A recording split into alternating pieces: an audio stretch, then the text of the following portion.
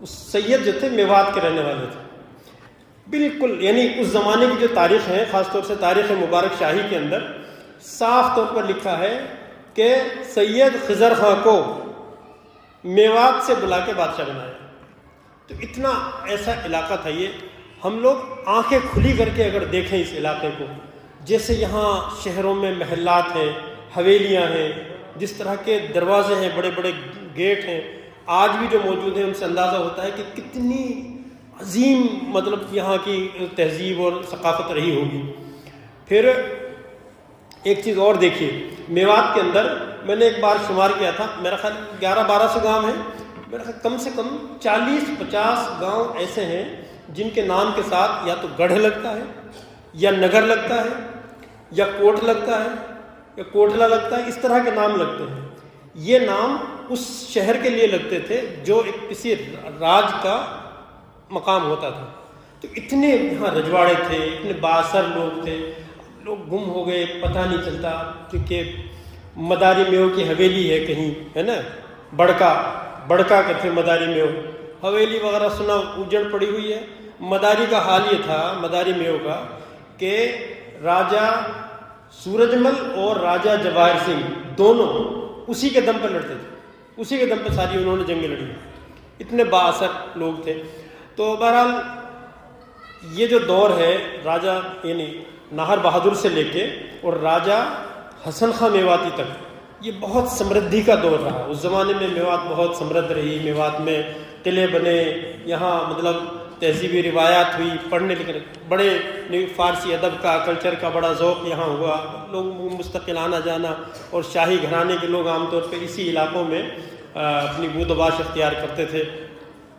یہیں انہوں نے محلات بنائے اپنے. الور تجارہ اس زمانے میں نگر حویلی کہلاتے تھے. نگر حویلی کا مطلب ہوتا تھا جیسے آج کل بڑے لوگ فارم ہاؤس بناتے ہیں اپنے لیے، ہے نا، رہیں گے شہر میں، ایک فارم ہاؤس بنائیں گے باہر، پھر فارم ہاؤس میں جا کے چھٹیوں کے ٹائم یا لیزر ٹائم اپنا گزاریں گے. اس ٹائپ سے یہ میوات کے کوٹلا نے یہ علاقے جو ہے نا اس طرح سے ڈیولپ کیے تھے ان لوگوں نے. پھر راجہ حسن خاں میواتی کا دور آیا. آپ لوگوں کو شاید معلوم نہ ہو، راجہ حسن خاں میواتی کے والد جو تھے وہ تھے راجہ علاول خاں. وہ تو میو تھے، لیکن راجہ حسن خاں کی جو والدہ تھی وہ شیروانی تھی، پٹھان تھی. تیسری بیوی تھی راجہ علاول خاں کی. تو راجہ حسن خاں کو بڑا اثر تھا، پورے پٹھانوں کا بھی ساتھ مل گیا، راجاؤں کا بھی ساتھ مل گیا، بادشاہ کا بھی ساتھ مل گیا. اور راجہ حسن خاں میواتی کا جتنا ذکر بابر نے کیا ہے، اتنا ذکر کسی اور کا نہیں کیا. اس اتنا مطلب اثر تھا خود حسن خاں کے اوپر، یعنی بابر کے اوپر حسن خاں کا اتنا اثر تھا کہ ان کو بہت زیادہ ذکر کیا، اور پوری کوشش تھی کسی بھی طرح یہ ہمارے ساتھ مل جائے. راجہ حسن خاں کا بیٹا گرفتار ہو گیا تھا طاہر خاں، اس کو اپنے ساتھ رکھا، اس سے بہت سارے وعدے کیے، وہ کہا کہ اپنے باپ کو سمجھاؤ کہ میرے ساتھ دے. تو مطلب اس طرح کی سچویشن تھی. اچھا، بابر کے ساتھ تھی فوج 12,000، اور راجہ حسن خان نے رانا سانگا کے ساتھ مل کے کتنی فوج جمع کی؟ 2,01,000. ایک طرف 12,000 فوج ہے اور ایک طرف 2,01,000 فوج. تو ہارنے کا کوئی سین ہی نہیں تھا، کوئی امید ہی نہیں تھی کہ ہم ہار بھی جائیں گے. اس لیے راجہ حسن خاں میواتی نے پوری سرفروشی کے ساتھ مقابلہ کیا، اور بہرحال وہ اس میں توپ کا گولہ لگا، راجہ کے توپ کا تفنگ کا جو بھی لگا، اور اس میں وہ شہید ہوئے اور کوئم گر گئے. وہ اسی میں ان کی وفات ہو گئی. اس کے بعد دیکھیے پھر مغلوں کی حکومت آ گئی. مغلوں نے ایسی پالیسی بنائی کہ میوات کو پوری طرح منتشر کر دیا، چھوٹے چھوٹے ٹکڑے کر دیے، چھوٹے چھوٹے حصے کر دیے میوات کے، مختلف باہر کے جاگیروں کو دے دیا. خود یہاں میوات میں ایک ایسی کمیونٹی انہوں نے ڈیولپ کر دی، یعنی میوات میں سے ہی جو بااثر لوگ تھے ان کو، چونکہ خان کا خطاب تھا تو وہ خان زادے کے نام پہ میوات میں 2 حصے کر دیے میووں کو، ہے نا. کبھی یہ حکومت کرنے والے خانزادے اور میووں کے پاس سے زمینیں ساری چھین لی. تقریباً 200-250 سال تک میووں کے پاس زمین نہیں رہی، زیادہ تر مزدور ہی رہے. پھر جب شاہ عالم کا زمانہ آیا تو میووں نے پھر یہ بالکل یعنی تاریخ کی کتابوں میں صاف لکھا ہوا ہے یہ، حالانکہ چھوٹے چھوٹے جملے ہیں، صرف اشارے ہیں، لیکن ان کو وہی سمجھ سکتا ہے جس کو تھوڑا دلچسپی ہو میوات کی تاریخ سے. مثال کے طور پر منشی مخدوم تھانوی، انہوں نے ایک کتاب لکھی ہے ارزنگ تجارہ. انہوں نے لکھا ہے کہ بھئی 1790 تک میواتیوں کے پاس حکومت نہیں تھی. 1790 میں شاہ عالم کی حکومت آئی تو ان کو صاحب نقارہ و نشان ہو گئے. اب صاحب نقارہ و نشان کو عام آدمی کیا سمجھے گا جس کو زیادہ دلچسپی نہیں, لیکن صاحب نقارہ و نشان کا مطلب ہوتا ہے راجہ بن گئے, بادشاہ بن گئے. بہرحال تو اس دور میں میواتیوں نے دوبارہ ایک طرح سے ریوائیو کرنے کی کوشش کی, لیکن ابھی کچھ ہی وقت گزرا تھا پھر انگریز آ گئے, اور انگریزوں نے بھی میواتیوں کو کافی کرش کرنے کی کوشش کی, اور پہلی دفعہ انگریزوں نے یہ حرکت کی کہ میواتیوں کو کرمنل ٹرائب کے اندر ڈال دیا. کوئی اس کا ایویڈنس نہیں, کوئی ثبوت نہیں ہے, کوئی جیسے ہوتا ہے نا کرائٹیریا ہوتا ہے کہ بھائی اس کرائٹیریا پہ جو اتریں گے ان کو ہم یہ بنائیں گے. میواتیوں کے بارے میں کوئی اس طرح کا کرائٹیریا نہیں ہے, لیکن ان کو کرمنل ٹرائب میں شامل کر کے اور ان کے بہت سارے حقوق سلب کر لیے. بہرحال یہ بڑی طویل داستان ہے. اس کے بعد پھر میواتیوں نے جنگ آزادی میں بھی بہت سرفروشی سے حصہ لیا. ایک ایسی بات جسے عام طور پر میواتی نہیں جانتے, اتنی زبردست بات ہے کیا بتائیں, چیزیں گم ہو گئی ہیں. مجنو شاہ میواتی, گنے چنے لوگ ہیں جنہوں نے نام سنا ہوگا مجنو شاہ. مجنو شاہ اصلاً بہت یقین سے تو میں نہیں کہہ سکتا, لیکن جتنی بھی میں نے تاریخیں دیکھی ان سے اندازہ یہ ہوتا ہے کہ وہ راتا گاؤں کے رہنے والے تھے. الور کے پاس ایک راتا گاؤں, وہاں کے رہنے والے تھے, اور وہ مداری سلسلے میں بیٹھ تھے. وہ مداری سلسلے میں کسی عرس کے سلسلے میں, عرس وغیرہ میں پہلے لوگ جاتے تھے, وہ گئے تھے بنگال. بنگال میں انہوں نے دیکھا کہ بنگال میں انگریز بڑا ظلم کر رہے ہیں, چونکہ انگریزوں کو قبضہ ہو چکا تھا. یہ بات ہے 1762 کی, یعنی 250 سال پہلے کی بات. 1762 میں بنگال گئے اور انہوں نے پھر جنگ آزادی شروع کی. اگر دیکھا جائے تو جنگ آزادی میواتیوں نے شروع کی.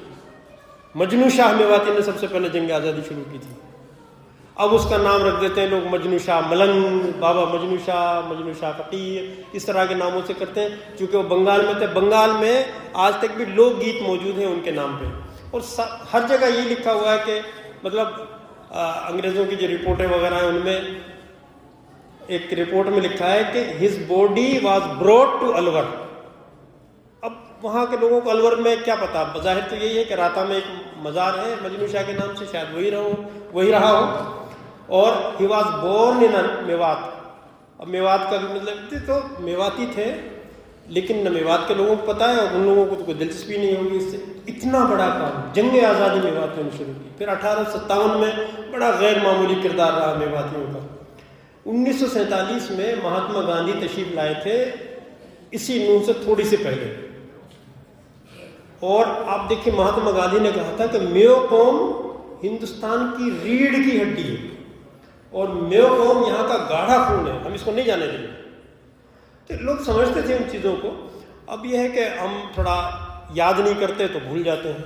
تو بڑی غیر معمولی خدمات رہی ہیں میوات کی, قربانیاں رہی ہیں, اور جو تبلیغی جماعت کے نام سے جو جماعت شروع ہوئی ہے وہ تو ایسی مثال انہوں نے قائم کر دی کہ کوئی دوسری مثال اس کی بن نہیں پائی. 20 سال کے اندر یہ جماعت پوری دنیا میں پھیل گئی. دنیا میں ہزاروں تنظیمیں, ہزاروں جماعتیں کھڑی ہوئی ہیں پچھلے 600 سال کے اندر, لیکن کوئی جماعت, کوئی تنظیم اتنی کامیاب نہیں ہوئی جتنی تبلیغی جماعت. اور کمال یہ ہے, نہ کوئی لٹریچر ہے, نہ کوئی کتاب ہے, نہ کوئی اخبار ہے, نہ کوئی ریڈیو, کچھ نہیں, اور اتنی زبردست کامیاب ہے. کیا کیا کیا لوگ تھے, کیسی دیوانگی تھی ان لوگوں میں, اندازہ کوئی یقین ہی نہیں کر سکتا. ایک جماعت ابھی کچھ دن پہلے وہ گئی تھی ویسٹ انڈیز, ٹرینڈیڈ ٹوبیگو وغیرہ میں گئی تھی, تو ویسٹ انڈیز میں گئی تھی جماعت. تو وہاں سے وہ لوگ واپس آئے تو دلی میں ملاقات کی, تو میں نے پوچھا کہ حضرت وہاں آپ لوگ گئے تھے تو آپ لوگوں بولے کیسے, پہلے اردو بھی نہیں آتی ان کو.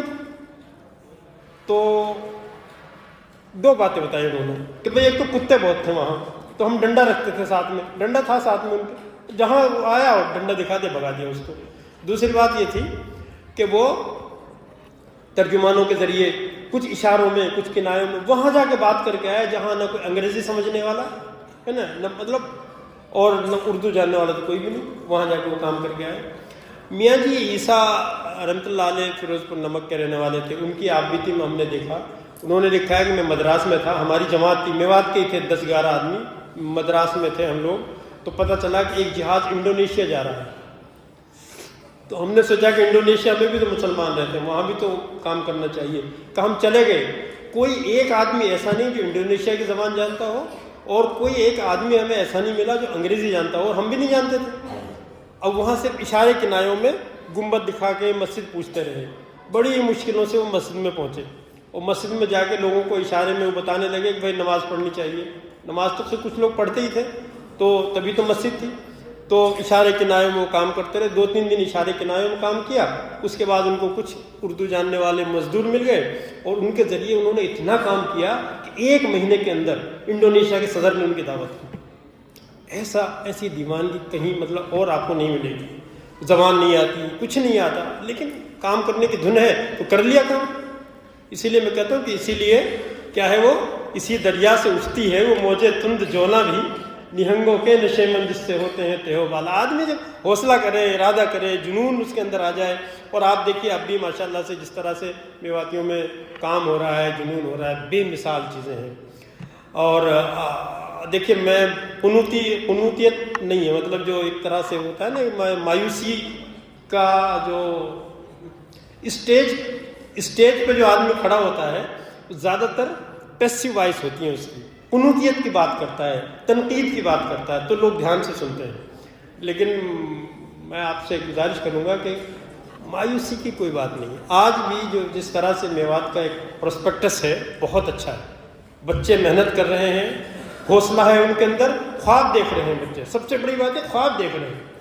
خوابوں کو زندہ رکھیں، ہے نا، خوابوں کو، بچوں کو کہیں کہ وہ اپنے خوابوں کو زندہ رکھیں، اور اس کے لیے ہے نا اول تو کیا ہے، وہ اقبال نے کہا ہے کہ آرزو اول تو پیدا ہو نہیں سکتی، کہیں ہو اگر پیدا تو مر جاتی ہے یا رہتی ہے خام۔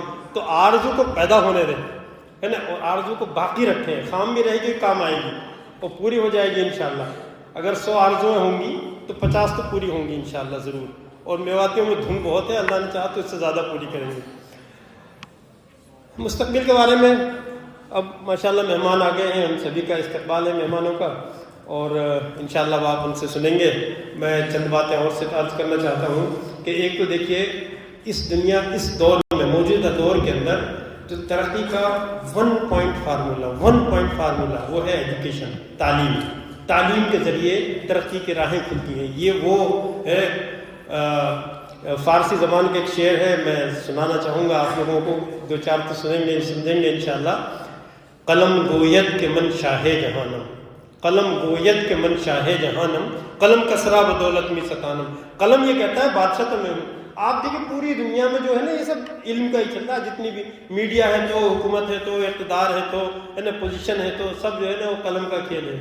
تو اس لیے 1 پوائنٹ فارمولہ رکھیے، تعلیم حاصل کرنی ہے، ہر حال میں حاصل کرنی ہے، اعلیٰ تعلیم حاصل کرنی ہے، اچھے نمبرات سے حاصل کرنی ہے، اور ایکسیلنس کا ہمیشہ یاد رکھیے کہ اگلی منزل ہمیشہ خالی رہتی ہے، اگلی کرسی ہمیشہ خالی رہتی ہے، ایکسیلنس کی کرسی ہمیشہ خالی رہتی ہے۔ آپ محنت کریں گے اور بدلاؤ آئے گا تو بدلاؤ آئے گا، اپنے آپ کو بدلیں گے تو آگے کے راستے کھل جائیں گے، اور نہیں بدلیں گے تو بھیڑ چال میں سے وہی آگے نکلتا ہے جو تھوڑا کچھ تو اسپیڈ بڑھائے گا اپنی، تبھی آگے نکلے گا، الگ ہوگا۔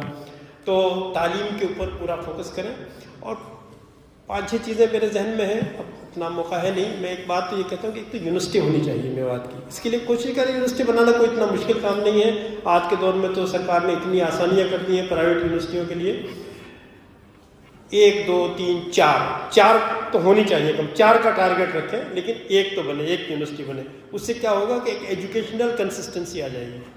دوسرا یہ کہ وہ بنائیں اسکول کالج وغیرہ، ان میں ایکسیلنس کو پیدا کرنے کی کوشش کریں۔ دیکھیے کوالٹی ایجوکیشن آدمی کو آگے کا راستہ نکالتی ہے، تو کوالٹی ایجوکیشن کے لیے آپ کو کوالٹی ٹائم دینا پڑے گا، ہے نا، کوالٹی انوائرمنٹ آپ کے لیے ہونا ہوگا۔ تو اس کے لیے ایک اچھا ہے کہ اگر مان لیجیے کچھ ایسے اسکول بنے جو ہاسٹل جن کے اندر ہو، اور بچوں کی تربیت کی جائے، ان کی تعلیم و تربیت کا اچھا انتظام کیا جائے، تو امید یہ ہے کہ انشاءاللہ جس طرح سے میواتیوں نے ماضی میں غیر معمولی کارنامے انجام دیے، بڑی ترقیاں کی، بہت نا دنیا کو بدلا ہے نا، تبلیغی جماعت آج چاہے دنیا بھول گئی ہو لیکن سچی بات یہ ہے کہ بدلا میواتیوں نے، تو وہاں بدلاؤ آ سکتا ہے تو انشاءاللہ دوسری جگہ بھی آئے گا، امید ہے انشاءاللہ۔ جس طرح سے وہ ایک کارنامہ ہے جس کو ساری دنیا جس کو اپریشیٹ کرتی ہے، جس کی اہمیت کو مانتی ہے اور جس نے دنیا کو جوڑ دیا، ایسے انشاءاللہ جس لائن میں بھی جائیں گے اللہ نے چاہا تو ایسا ہی کام کریں گے۔